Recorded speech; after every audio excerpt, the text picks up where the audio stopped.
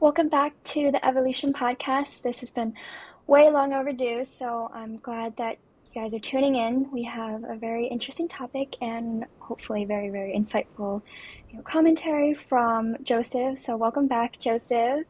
And today we also have a new guest, Dawn, who is the head of business development at Pando. So welcome, Dawn. Thank And you. today's topic is about incentive cuts. So, specifically, how with the recent president, they had called all kind of new green energy this new Green Deal, where they had cut out the IRA and also some tax credits. So I was wondering if one of you guys could kind of give a brief overview of the incentive industry and kind of how it has changed incentive and potentially innovation wise.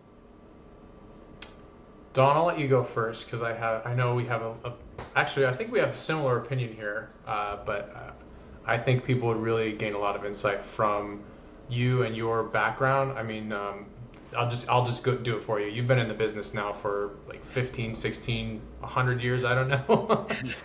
Since Feels the like. days of the Tesla Roadster. So, you've got the long view here. So I want to turn it over to you.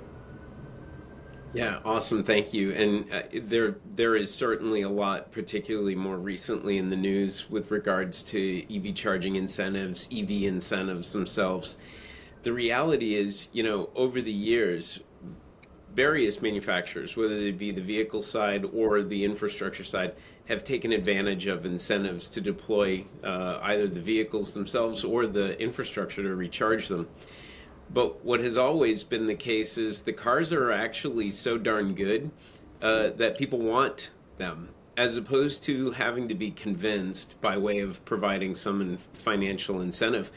The vehicles kind of do the job themselves, right? And now, as opposed to having just one or two choices, there are a number of choices on the market, particularly, here in the United States. We get the benefit of the European versions. We have our own homegrown versions, and then even some Asian versions, which are all really quite good. And so the market is demanding, firstly, the vehicles. So that does mean, the initial ones certainly were a little bit more expensive. Joseph referenced the Roadster, which I always got a kick out of selling a $170,000 car to somebody who wanted the $7,500 tax credit. But they did, and it is definitely part of the background and the environment that the industry has existed in. But I will say where you end up with a real convergence of issues is where there's both the high demand for the access to EV charging, particularly, and then a real large amount of vehicles. When that tends to happen, it doesn't matter who the developer of the property is, who the driver is of the EV, they want to take a look at what's available. For us here at Pando, I think one of the things that I'm really encouraged to see is a lot of the folks that we're dealing with are not as sensitive to the need for additional incentive because of the overall cost, not only of our hardware and the equipment, but then also because of some of our unique architecture and the infrastructure we're able to deploy really maximizes the cost effectiveness. I think the thing that I wanted to end my comment on here was something I read more recently. I wish I could remember exactly what the number is, but I know it was more than half of all EV drivers after they've had an EV, their second car is another EV. I think that kind of speaks for itself. Once you have one, you don't go back to gas powered, and because of that, the need for infrastructure will be driven irrespective of costs and the presence of incentives. So hopefully that's useful. I managed to tie Roadster in with current stuff. That's hard to do these days. Yeah, definitely. And I think the other thing that I want to bring up, and I kind of harp on it a lot, is the simple fact that from a Pando perspective, a lot of these incentives were actually driving inequality into the market, where the rules around incentives were written before Pando existed. So I understand why there's certain aspects to forcing like a cable connected that has a J1772 on it. I understand the rationale behind that. But unfortunately, what's happening is that it's now excluding new technologies like Pando Electric and others. Like, we're not the only ones playing in the socket-based space anymore, but because of that, it's driving a really big inequality gap between what newer technologies are allowed access to, the technologies that, in all honesty, should be getting the incentive money. Isn't that the whole point, right? Is to get newer technologies to the market at a lower cost to drive adoption. Like, that's the idea behind an incentive. It's not to just be a free handout for people to go get free stuff. But that's what it's morphed into a little bit. And so I think one of the things that I'm actually kind of happy about, some of the incentives going away, is that it's now leveling the playing field out. And for us at Pando, because we're 70% more cost effective, we're more affordable than our competitors, now we have a perfectly even playing field to go to, an apartment community and say, hey, look, like, apples to apples comparison, you will spend 70% less going with Pando than anybody else. And that makes that decision a lot more palatable and easier to understand, rather than saying, okay, well, we're 70% less, but then they get access to these huge incentive funds, and it balances it down so they're almost at parity, when the reality is they're absolutely not. And you mentioned how, the incentive cuts are now leveling out the playing field. Could you go into more like what strategies Pando Electric is, employing to level out that? Yeah, I think one of the biggest things is just sort of the nature of the product in general. Because it's just an outlet, it comes with a lot of inherent benefits just in that idea. So it's a smart outlet. So it does all of the things that you come to expect from an EV charger. So it does all of the automated, energy monitoring, billing, and billing services. We have adaptive load management built into the product. But really, one of the greatest things about that outlet is because it has no cable attached to it, it comes with no maintenance. And that is like a hidden value within outlets in and of itself. Don and I have been in this industry for both of us over a decade now. We know that those cables break every 1 to 3 years on average. And it's rarely ever talked about. People really don't like to talk about it because of that fact. But that's a $200 to $300 part to replace. It's a $200 to $300 cost to get an electrician out on site to perform the labor, and then you're looking at 2 to 4 weeks of downtime because that's really a low priority job for most electricians, and so they'll put it off until they have absolutely nothing else better to do, and then they'll come out and fix it. And I've been using this analogy a lot with people, and I think it seems to resonate, where I said, if your gas station closed for 2 to 4 weeks, you'd start to get pretty upset. And that's exactly what's happening for EV drivers. Their gas station closes for 2 to 4 weeks every 1 to 3 years, and then they're just thrown to the wolves, and you have to go out and find, a better solution. So in terms of like bringing this all back to how this levels out the playing field, is because like, look, now I can go into a property and say, not only are you going to save money on the front end with these things, you're also going to save a ton of money on the back end too. And they're not going to be blinded by this idea of this free government money and I can save all this cash. And I'm like, the reality is you're probably not going to save money. And in fact, over the long term, you're going to lose more money by going with one of those solutions simply because of that maintenance aspect. Yeah, and if I could just piggyback onto that comment, the interesting thing, again, as Joseph said, we've seen this throughout the years. Typically, when somebody calls the company and says, hey, the station's broken, one of the two items they could be referring to is the cord.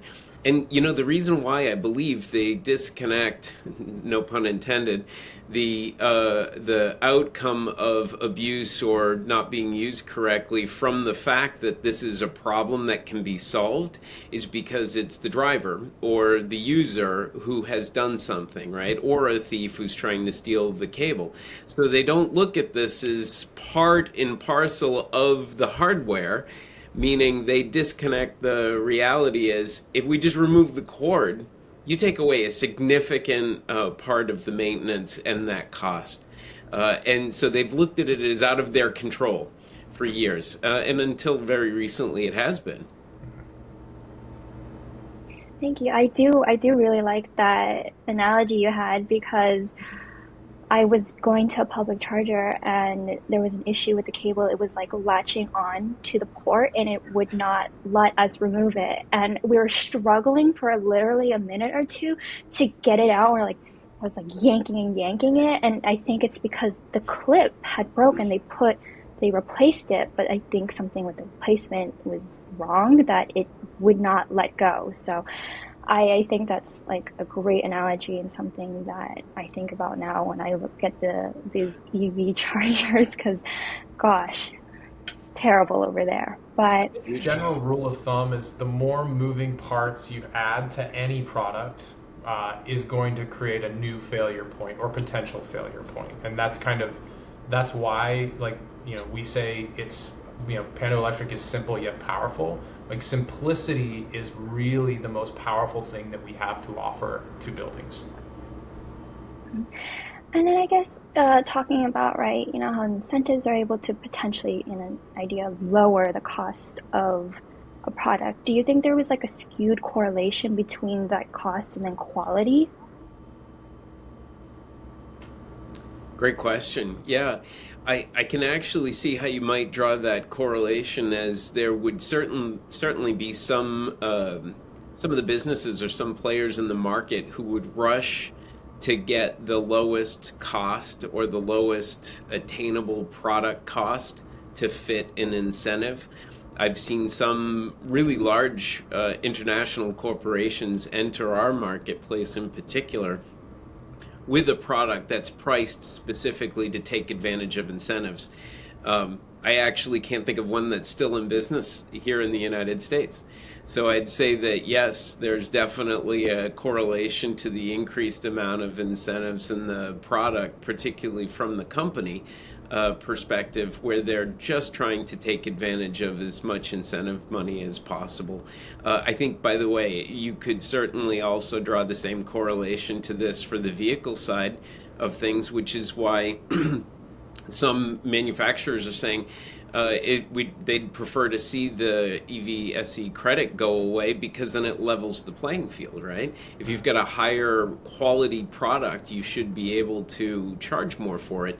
But if you're competing with another product that becomes even lower price because of an incentive, well, it does make for less of the evaluation metrics end up not being level, right? Yeah, I Definitely, think definitely. to add on to that, I think, kind of what we're circling around here is the idea that people are building products for incentives and not for to solve problems, right? And so to Don's point, like you've seen companies come in and make a product that matches an incentive program rather than make a product that matches a problem area for a specific vertical. And so, I mean, you look at this, even if you want to remove EVs and EV charging from this, when the government gave out, what was it, $2,000 during COVID, magically a $2,000 TV appeared at Costco the next day, right?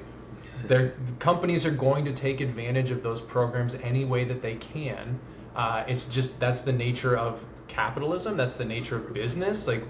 And we are not immune to that either. It's because you want to go after where you can get some guaranteed money. But the reality is, it really does ruin the entire market, because instead of making products that solve problems, and then those people come out and want to buy that product because it solves a problem, it generates I'm making a product to solve this incentive fund. And then now the only options that these people have are products that were made for an incentive, not necessarily made to solve problems. Mhm. Yeah, that's very insightful. So thank you. And then John, I was wondering if there's any information that you could give on how the incentives have impacted the business and customer adoption rates. Boy, it's such an open-ended question. Thanks. Yeah. So, firstly, the again, the reality is you can end up with a customer, and a customer, by the way, from my perspective, is the person who's purchasing the hardware, as well as paying for the electricity. So, and this might get skewed because drivers are also our customers as well, because they're using the product. But for the people who are making the purchase of the hardware and then providing the electricity and paying for the electricity, what I think you can end up with is in certain locations, particularly, the need for or the deployment of EV charging ends up outstripping the need. So I think perhaps the presence of an incentive would inspire somebody to purchase hardware that they don't necessarily need or wouldn't have a customer for, right? Or wouldn't have an EV driver for. So you end up in certain circumstances where you'd find, and I'm thinking of a particular developer who I spoke to not too long ago, who installed 14 EV charging stations. 10 of them are fast chargers for level 2, all on one facility with zero expectation of anybody using them. A couple of things have happened. So firstly, the utility paid for almost all of the equipment and then paid for the increased infrastructure. And then in a very short period of time, the owner of the property ended up encroaching upon demand rates, which nobody told him about. So he ended up with much more hardware than he really needed for the deployment. He ended up, because he oversized it, with more drivers than he could have possibly ever justified initially. And the result of that was a far greater increase in the cost or the expense of the electricity, all because the decision was driven by the incentive package that was offered, not the nascent demand on site from EV drivers or the environment, right? The people nearby. So that really has, I believe, by the way, I don't think that this is a systematic problem. I don't think this is, if you look at the whole marketplace, I don't think everybody's buying more than they need. But I do think it means that when you're making a decision solely based on the support that you can get, both from state government, maybe even municipal government or the utilities, it's not, as Joseph was just saying, it's not actually to solve or answer for a particular demand or solve a problem. If the problem is that you have tenants or homeowners, in the case of a homeowners association in a condo building, who need access to EV charging and potentially need an additional way to pay for the cost of the electricity and to recover some of those costs, where maybe it's a common panel, for example, or if it's an apartment building, it's a little bit different. But when that's the problem that you're seeking to solve, you end up not looking at $100,000 piece of hardware, right? You end up saying, okay, as one of the largest homeowners or home developers in the country said to me not too long ago, when I showed them the Pando electric socket, they said, this is actually what we thought EV charging should be. And it just makes sense, right? So I think that's probably what the question you've asked me, at least it makes me want to answer with, I think you can see things getting skewed in a completely opposite direction. And I will also add, I think that maybe over time, those things won't necessarily be so bad for the market, because EV drivers do need to feel confident that they'll have access to EV charging. So if there's extra capacity someplace for charging, that's probably not a bad thing. Hopefully we'll be able to address the grid impacts of some of those types of decisions as well, because that's also ultimately, I believe, one of our primary objectives is to help solve that particular part of the marketplace. And those other items, again, if since we just mentioned the incentive packages, if I could just one more brief thought here. Some of the manufacturers of the really high output charging stations have done exactly the same thing that the traditional level 2 manufacturers have done. In other words, they've gone to the incentive writing folks and said, hey, we've got an idea for a 350 kW output unit at 480 volts, and we think if we got a 80% incentive for this, we could sell X number of those. Again, that doesn't actually answer the average EV driver's main concern, which is, how do I charge the vehicle at home or potentially where I work? Thank you. Thank you for that. I love all the stories that you've attached towards it. It really brings to light some of the issues and awareness towards the situation. Is there anything specific about Pando or like any scoops you could give about the future of Pando that excites you? Joseph, why don't you go Oh, first? I've been talking a lot. yeah, I'm honestly, these questions are like, what can I talk about Yeah. without?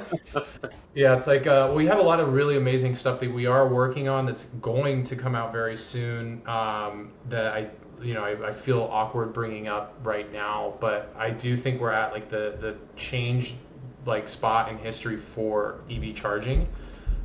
Socket-based charging is looking more and more like the reality in the United States, especially for multifamily housing. But we're already seeing like curbside charging as well, starting to adopt this idea. And I think it won't be long until it just starts to become more and more like the European Type 2 model, where we're already doing this in Europe. They've been doing it there for over a decade. It just makes a lot more sense from an ownership perspective, a station ownership perspective, to not have to deal with that cable because it does get stolen, it does break. Um, in terms of next steps for Pando Electric, I think like you'll probably start to see us move more into like the energy space because we're going to be managing quite a lot of energy here very very soon. We've got huge projects coming out, in the hundreds of stations. So that creates a new problem, but also some new potential market for us as well. When you were starting to move around, megawatts of energy, we need to start working more with the grid as well as the properties. And so that's probably as far as I can take it in terms of what's on the horizon for Pando Electric without an NDA in place. But if you are listening to this and you would like to know You want more, to know more, give, right? give us a call and we'll see if there's a potential to get you under that NDA, and we'll talk about some of the things that are coming out. I think great. Sorry to interrupt, Nicole. I think one of the things Joseph just said is, I think, really, I think, instructive here. Firstly, the socket-based solution. Um, I would say the louder the voices in opposition to a particular new technology become, the more apparent it is you're on the right track, right? And there's a reason why people want to switch from traditional EV charging for their properties to something that, as I said a moment ago, a property developer, one of the largest in the country, said, this is what we thought EV charging should be, but we hadn't seen anything like it, right? So I think that all on its own is really instructive in terms of where we're headed. And then I'd also point out that Joseph's observation about the European market, which, listen, there are probably a whole bunch of things you could point to in the European market and say, well, that won't work here. But the reality is this one will work here. And there's a reason for it. It's just, again, the user experience is significantly better. Uh, it also makes me want to point out that we're called Pando Electric. That's the name of our company, not Pando EV Charging. So I think if you just take a look, it's right in front of your face. We're not actually, even although I call it the devious plan to take over the world, it's also sort of right in front of you. Well, thank you. I know when I asked this question, I was like, I wonder what kind of answer I kind of gonna get because it is a little tiptoeing on that Yeah, line. But we could dance over the line a little bit, yeah. But I think we've done well, Joseph. Yeah. yes, you guys did. So thank you so much for that. In terms of the question on my end, that's it. If you guys want to give any like last minute, information, insights, feel free. Other than that, that's all on my end again. Well, my sign off will probably dovetail into Don's sign off, but if you are a property owner or property manager that is facing these problems, Pando Electric is well suited to solve them for you, and we can do it at an affordable price, something that nobody else can do.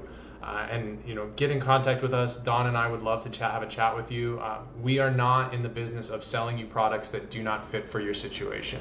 That's the other thing I want to point out to everybody who listens to this, is that Pando Electric make sure that we do what's right for the customer, not what's right for Pando Electric. So I'll leave it there and I'll toss it over to you, Don. Yeah, awesome. Thanks. So, I think has been referenced here. I've been so lucky to be in this industry for as long as I have, specifically in EV charging for commercial properties.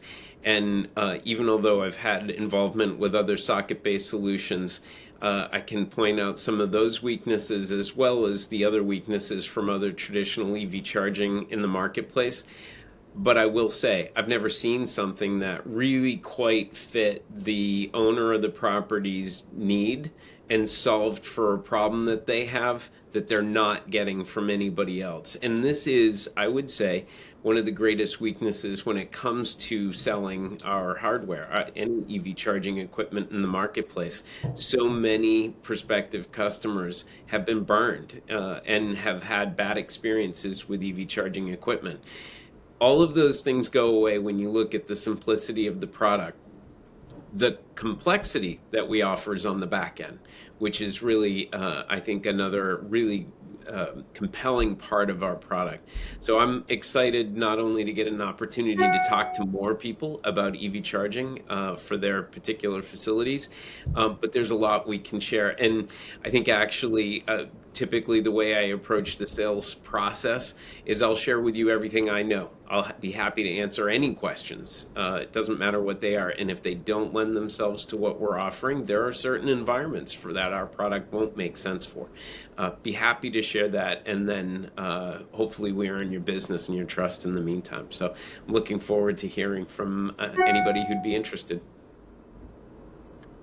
Well, thank you, Joseph and Don, for being the guest of this episode. Yes, this is episode 2, which I'm glad it's finally done. It's going to come out. So it's been way, way long overdue since the first one. So again, thank you. And if anyone has any questions or comments or just want to say hi, feel free to put it in the comment section. We love to read them and see them. And I'll put the description of, Pando's website and how to contact in the description box as well. But thank you. And I hope you guys tune in for the next episode.